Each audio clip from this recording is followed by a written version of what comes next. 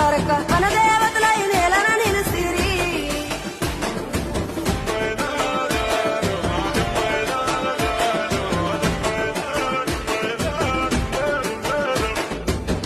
గల్ల గురిగిలోనా దాసిన పైసలన్నీ ముడితే గట్టి పల్లె తల్లి బయలెల్లిందే శిలక పిల్ల జల్ల సల్లంగుంటే మల్ల ఏడు మేడాన ముస్తాని పోయినసారి మొక్కుకున్నది గనుక